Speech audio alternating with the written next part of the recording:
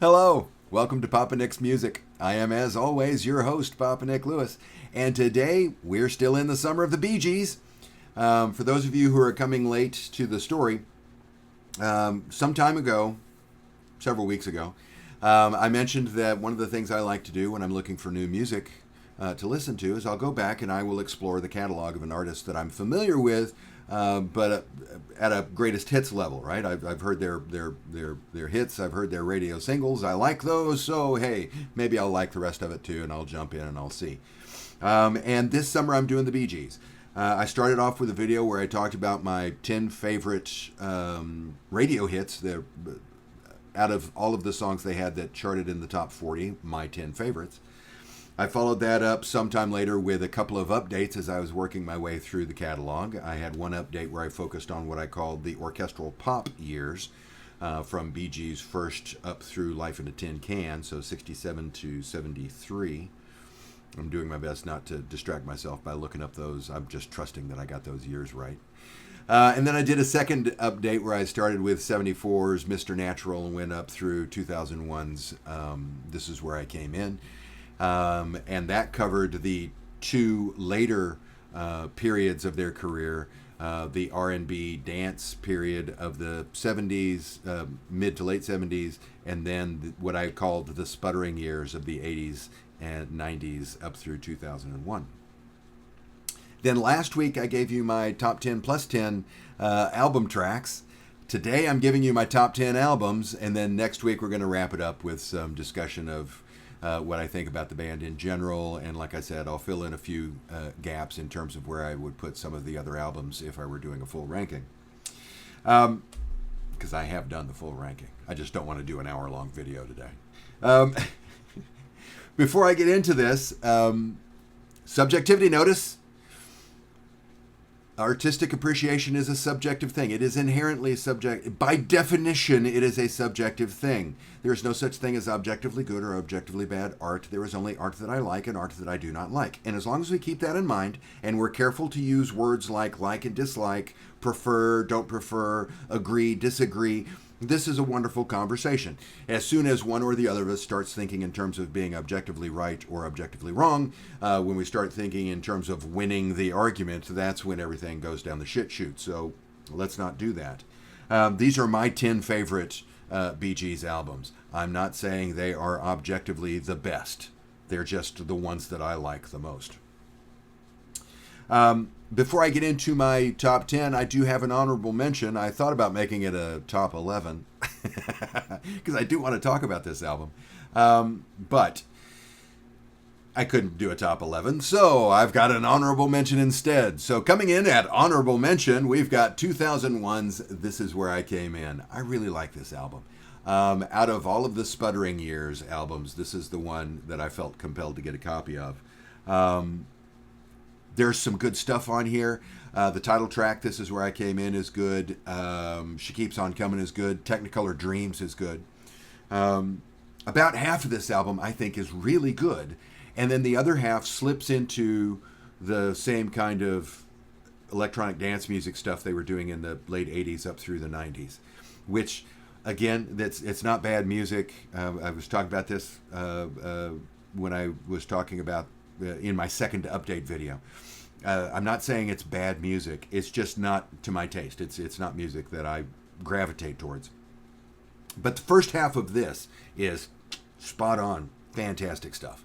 So, honorable mention goes to 2001's This Is Where I Came In. I like this album. Okay, now my top 10. Ready? Before I get into my top 10, Papa Nick's Music's Top 10 series is unofficially sponsored by Schöfferhofer Beer. If you like grapefruit, soda, and beer, then you should try Schöfferhofer.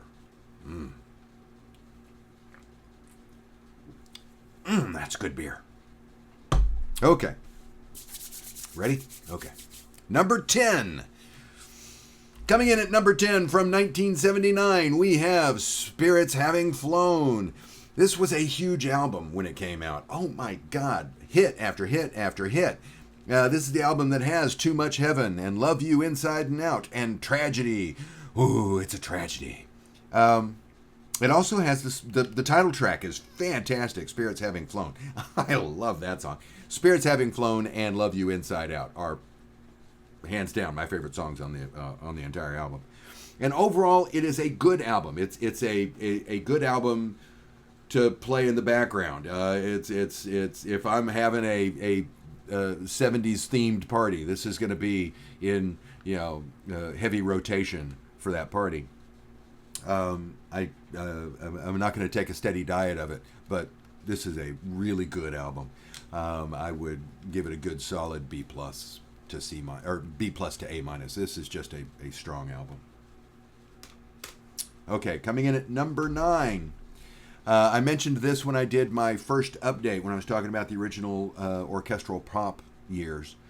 This was the album that I really wanted to like. I've made no attempt to conceal the fact that of the 3 Gibb brothers, Robin is my least favorite. There's something about his voice that... And when I found out that they had recorded Cucumber Castle, they being Barry and Morris, Robin had left the Bee Gees, Barry and Morris got together and put out Cucumber Castle. And my first thought was, oh my God, a Bee Gees album that doesn't have Robin on it? Sign me up. And so I really wanted to love this album. And I do like this album an awful lot. It's a good solid B plus to A minus, just like Spirits Having Flown. I wanted to love it. And, but it's strongly recommended. The 2 songs that I would pick for particular attention are the ones that I mentioned last week in my top 10 plus 10, which are If I Only Had My Mind, or If Only I Had My Mind on Something Else, and My Thing, Morris's song. One last thing about this before I set the CD down. I mentioned last week the song If Only I Had My Mind on Something Else. Every time, in all of the choruses, Barry is clearly saying, if I only had my mind on something else. But the title of the song is, If Only I Had My Mind on Something Else. And that bugged me. When I got this CD, I'm opening it up and I'm looking at the little booklet inside. And yeah, it's If Only I Had My Mind on Something Else and all of that. But on the back, can't really see it because of on the back, there's somebody at the graphic arts department of this record company that agrees with me, because on the back it's listed as If I Only Had My Mind on Something Else. I'm not the only one. But number 9, Cucumber Castle from 1970. Good album. Okay, number 8. Another good album from 1976, Children of the World. Children of the World, like everything I just said about Spirits Having Flown, is going to apply to this thing as well. Huge splash, big hits. You Should Be Dancing was a big hit. Boogie Child was a big hit, although I'll be honest with you, I never cared much for it. Love So Right, big hit. Oh man, a lot of good songs on here. Love Me was a big hit for Yvonne Elliman. A lot of good stuff on here. Can't Keep a Good Man Down and Subway were the 2 that I plucked for my top 10 plus 10 last week. And overall, yeah, this is a good... Same thing I said about Spirits Having Flown. If I'm having a 70s themed party, then this is going to be in the rotation. It's good music to have in the background while you're doing work on something if you need a little pick-me-up. Not an album that I'm going to listen to obsessively over and over again because of its depth and richness, but still a very good album. Good solid A minus here. Okay. From this point on, we are talking about great albums. We are talking about albums that I'm going to listen to obsessively over and over again because of the quality of the albums. Okay? So, number 7. From 1967, we have the one that started it all as far as I'm concerned, Bee Gees' First. This is a funky, weird, cool album. There are times I'm listening to it and I'm thinking, wait, are they trying to sound like the Beatles here? And then a little bit. Wait, are they trying to sound like a Renaissance festival here? I mean, it's just a cool, funky album. I really like Bee Gees First. The songs that I would pick out for extra attention are "Holiday," "To Love Somebody," "I Can't See Nobody," even though it's a Robin song, it's still a good one. "New York Mining Disaster 1941." Oh, I love that one. "In My Own Time" was the song that I plucked off from my 10 plus 10 last week. Bee Gees First. Great album. Great album. Okay. Coming in at number 6. I think this one will be a little bit of a surprise. From what I've seen in ranking videos that other people have done, what I've read in blogs and articles and such truck. Yeah, welcome to 1872. What I've seen makes me think that most people are going to have this hovering up near the top, if not at the top, because this is widely considered to be, I think, a great album. And I do think it's a great album. I think the ones above it are greater. But that is 1971's Trafalgar. Trafalgar gets a lot of positive press among fans and among critics, and rightly so. It is a very good album. It is the album, of course, that has "How Can You Mend a Broken Heart." It also has "The Greatest Man in the World." "It's Just the Way," the title track, Trafalgar. "It's Just the Way" and Trafalgar are both Morris songs. I mean, hey, if it's a Morris heavy album, I'm going to like it. Trafalgar is a really good album. Number 6. Okay. A. Now, another good solid A album. At number 5 from 1970, we have 2 Years On. This was the other album that they released in 1970. There were 2. Cucumber Castle in the first half of the year, and then this in the second half of the year after Robin rejoined the group, and they started writing together again. And they wrote some really good stuff on here. Portrait of Louise is good. Lonely Days is good. The ones I pulled off for the 10 plus 10 I did last week, Back Home and Every Second, Every Minute, great songs. Lay It On Me is a good Morris song that's on here. I love this album. This is a very strong album. The only thing on the whole album that really bugs me is in the song Lonely Days. We've had the "Good morning, Mr. Sunshine, you brighten up my day." We've got that bit, right? We've gone through that, and it's all nice and soft and lovely. And then it starts in with Morris on the piano. Ka-plong, plong, plong, plong, ka-plong. And when Morris starts with that heavy bong, bong, bong, they start clapping. Bong, bong, bong, bong, bong, bong, bong, bong, bong. And one of those claps is off. I blame it on Robin. I blame everything on Robin. But I actually do blame it on Robin. I've seen the Bee Gees perform this. There's video available of them playing it. I think it's on the Midnight Special. And they're playing it live. They are not lip syncing. They are not miming to a record. They are actually playing this thing. And when it gets to that point, man, Robin starts strutting around the stage and he's clapping, and he is obviously clapping out of time. So if I can get in there and fix that fucking hand clap, this is going to be, virtually a perfect album. Number 5, 2 Years On. Okay, coming in at number 4. The note I have on my list over here is that number 4 is overall the most surprisingly good album. And when I say it's the most surprisingly good album, what I mean by that is that I was surprised that it was a good album. I was surprised that it was an album. I had never heard of this album before I started this process. This album completely passed me by when it was originally released. I had no clue that it was there, never heard any of the songs off of it. And that is 1974's Mr. Natural. Oh, where's my glare? Oh, there we go. Mr. Natural. This is the album where they started working with Arif Mardin, who was a producer for Atlantic Records, I want to say. I could be wrong on that, but I don't care enough to look it up. And the Bee Gees liked him. He was very popular, very much an in-demand producer at the time. They wanted to work with him, but they couldn't because they worked with RSO that had a contract with somebody else. But they finally got the contracts worked out where they could work with RF, and they brought him in to help them do Mr. Natural. And I love this album. Oh my God, do I love this album. I talked last week about the two singles that were released, Charade, or Charade, if we're going by how they say it in the song, and Mr. Natural.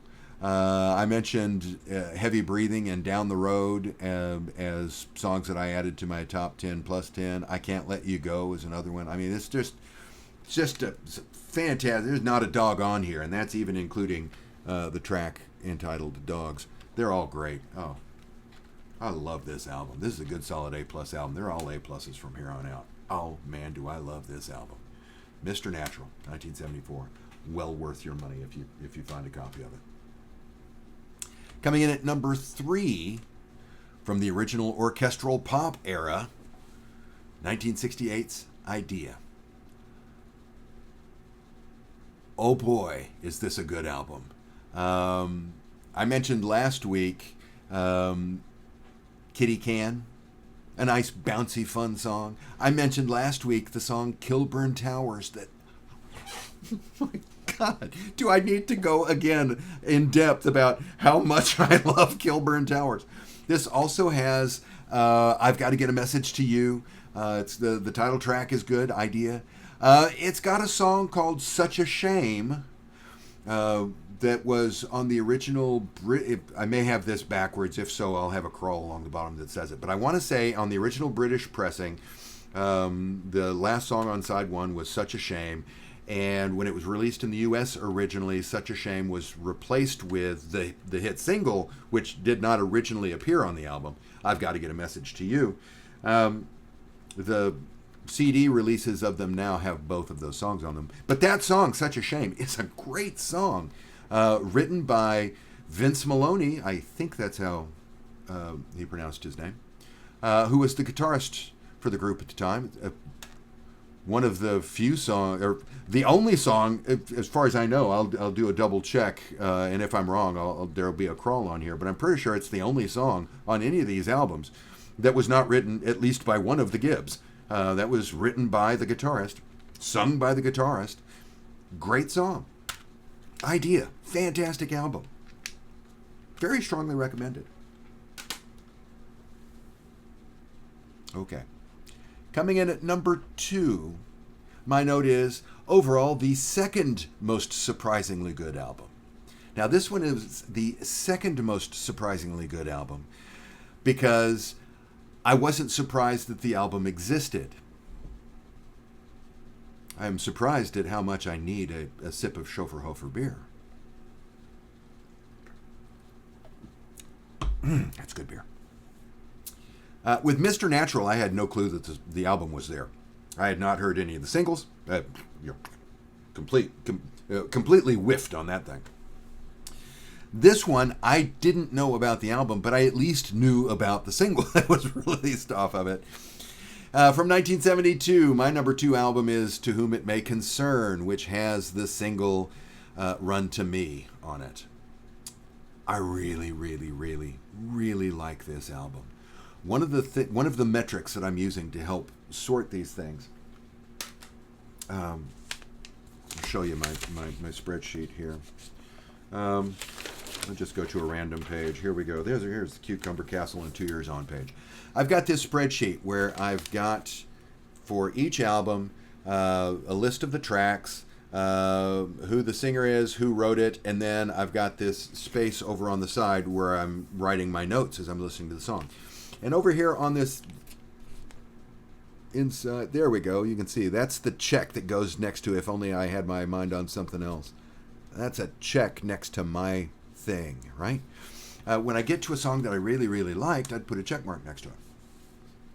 And those became the songs that I went back and listened to again because, I really want to listen to this song again.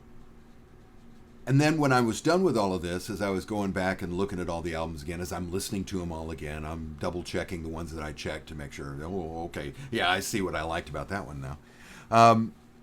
When I was done with all of that, one of the things that I did to help me sort these things was I sorted them by the number of songs that had check marks next to them. And this album had the highest number of check marks. 7 of the 13 songs on this album, I had little check marks next to. This is just a fantastic song. The songs that I checked were Run to Me, Paper Mache, Cabbages and Kings, I Can Bring Love, Please Don't Turn Out the Lights, Sea of Smiling Faces, Bad Bad Dreams, and You Know It's For You. Great album. I love this album. Number 2, To Whom It May Concern from 1972. Yeah. My number 1. One of the reasons why I decided to do a top 10 today rather than a full album ranking, apart from the fact that I didn't want to have an hour-long video, was that I wanted to have at least some suspense up here, because if you're familiar with the discography, you know there are a couple of major albums that I have not mentioned yet. I've only got one spot left. I'm not sure what that sound is supposed to mean, but my number 1, hands down my favorite. If I'm going by the number of check marks, this should be the winner, because To Whom It May Concern had 7 songs that I checked, that I put little check marks next to. And that's, out of all of these albums, that's the highest number. But I am putting above it in my number 1 slot, oh, it is a classic from 1975, Main Course. I love this album. I only had check marks next to 6 songs. Nights on Broadway, Jive Talkin', Wind of Change, Fanny Be Tender With My Love. Fanny Be Tender. All This Making Love, and Edge of the Universe. Edge of the Universe!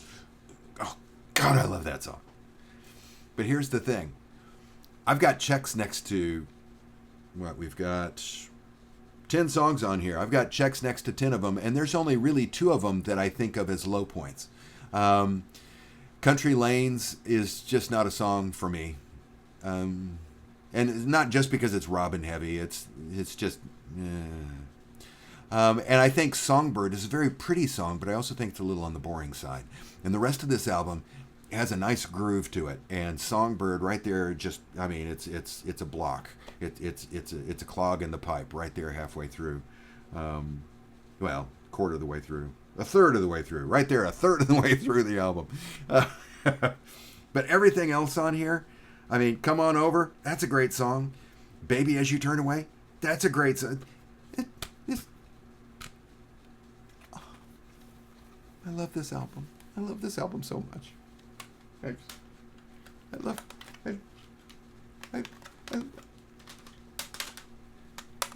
I love these albums so much.